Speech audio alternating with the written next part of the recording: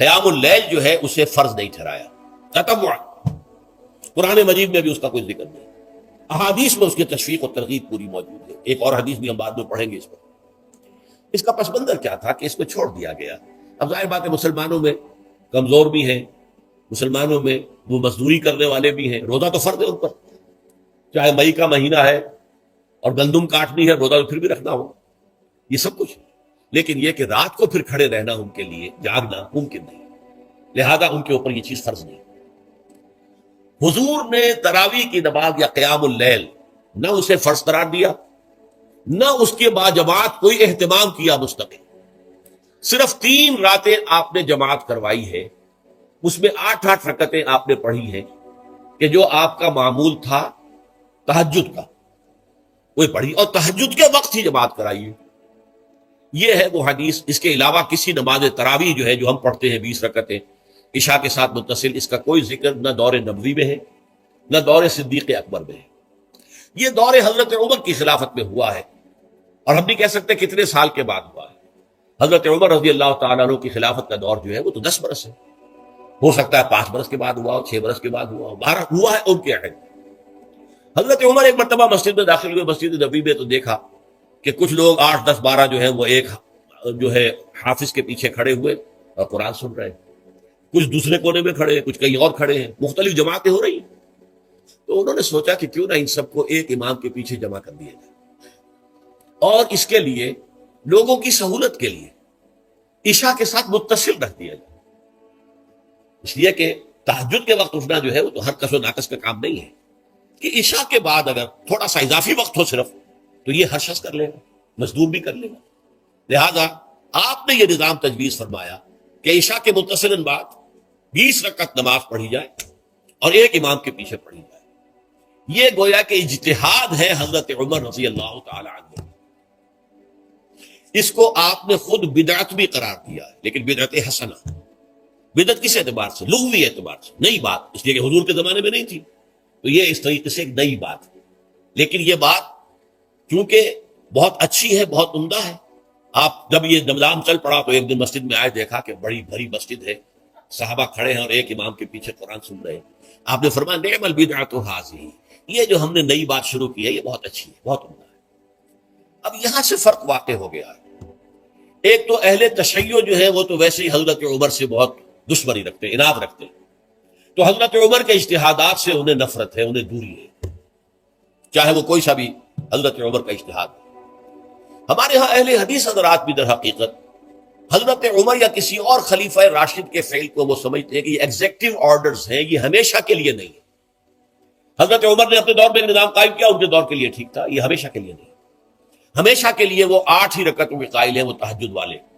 لیکن اس میں بہرحال انہوں نے بھی خود یہ اضافہ کیا ہے کہ وہ 8 رکعتیں وہ عشاء کے ساتھ متصل پڑھتے ہیں, تہجد کے وقت تو نہیں پڑھتے. اور حضور نے تو صرف 3 روز جو ہے وہ کرائی تھی جماعت, وہ لوگ 30 دن یا 29 دن پڑھ رہے ہیں, تو اضافہ تو انہوں نے بھی کر دیا, تو نظام میں تبدیلی تو ہو گئی. لیکن اہل سنت جو کہلاتے ہیں, ہمارے جو 4 جو ہیں, جو ہمارے مسلک ہیں, حنفی, مالکی, شافعی, حنبلی, ان کا اتفاق ہے اس پر حضرت عمر کا, کیونکہ ان کے سامنے اصول یہ ہے کہ حضور نے فرمایا علیکم بسنتی وسنت الخلفاء الراشدین المہدیین, تم پر لازم ہے کہ میری سنت کو پکڑو مضبوطی کے ساتھ, اور میرے خلفاء راشدین مہدیین جو ہیں ان کی سنت کو پکڑو. اس اصول سے یہ 4 فقہیں جو ہیں حضرت عمر کے اجتہادات جو ہیں ان کو بھی پابندی سمجھتے ہیں کہ تمام عمر کے لیے, قیامت تک کے لیے امت مسلمہ پر ان کی پیروی لازم ہے. لہذا اس میں اجماع ہے. اور یہاں تک کہ یہ سب سے آخری جو اس میں مسلک پیدا ہوا ہے زمانی اعتبار سے, سب سے پہلے مسلک جو ہے حنفی پیدا ہوا ہے, پھر مالکی پیدا ہوا ہے, پھر شافعی پیدا ہوا ہے, اور پھر حنبلی آخری ہے. اور امام احمد ابن حنبل بہت بڑے محدث بھی ہیں. مسند احمد ابن حنبل جو ہے وہ بہت بڑی کتاب ہے, بہت اہم کتاب ہے, جامع کتاب ہے. تو ان کے ہاں بھی 20 رکعتیں ہیں.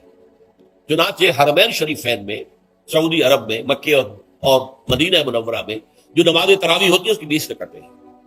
لیکن اہل حدیث حضرات جو ہے وہ اس 8 کے اوپر اکتفا کرتے ہیں. بہرحال یہ ایک اختلاف ہے جو میں نے اس کا پس منظر بیان کر دیا.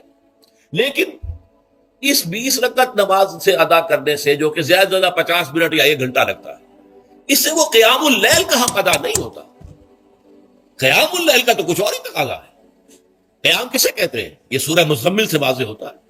یا ایھا المزمل قم اللیل الا قلیلا نصفہ او انقص منہ قلیلا او زد علیہ ورتل القرآن ترتیلا. آدھی رات یا آدھی رات سے کچھ کم، یعنی تہائی رات یا آدھی رات سے کچھ زائد، 2/3 رات، یہ ہے قیام اللیل. چنانچہ سورہ مزمل ہی کی آخری آیت جو دوسرا رکوع مشتمل ہے جس پر، اس میں صاف کہہ دیا گیا ان ربک یعلم انک تقوم ادنی من ثلثی اللیل ونصفہ وثلثہ وطائفۃ من الذین معک. اے اللہ کے نبی، اللہ خوب واقف ہے کہ آپ بھی اور آپ کے ساتھ ایک جماعت بھی رات کو کھڑی رہتی ہے، 2/3 رات یا آدھی رات یا 1/3 رات. تو یہ سارا معاملہ جو ہے قیام اللیل کا، گویا کہ کم سے کم 1/3 رات پر اس کا اطلاق ہو سکے گا، یہ نہیں کہ 1 گھنٹے. اب اس کے ضمن میں دیکھیے حدیث پڑھیے، تیسری حدیث ہے عن عبداللہ ابن عمرو بن العاص رضی اللہ تعالی عنہ. یہ وہی عبداللہ ابن عمر ہے جن کی میں نے آپ کو حدیث پہلے سنائی ہے. یہ ساری رات کھڑے رہتے تھے، پوری رات، اور ہر روز روزہ رکھتے تھے، جس پر حضور نے منع کیا، لا تفعل، مت کرو ایسا. رضی اللہ عنہما، یہ خود بھی صحابی ہیں اور ان کے والد عمرو بن العاص بھی صحابی ہیں. ان رسول اللہ صلی اللہ علیہ وسلم قال، کہ اللہ کے رسول صلی اللہ علیہ وسلم نے فرمایا الصیام والقرآن یشفعان للعبد، روزہ اور قرآن بندے کے حق میں شفاعت کریں گے. یقول الصیام، روزہ ہی عرض کرے گا اللہ کی جناب میں، اے رب پروردگار، انی منعتہ الطعام والشہوات بالنہار، میں نے تیرے اس بندے کو دن کے دوران کھانے پینے سے اور اپنی شہوت کا تقاضا پورا کرنے سے روکے رکھا، یہ میری وجہ سے روکا رہا، تو میری شفاعت اس کے حق میں قبول فرما.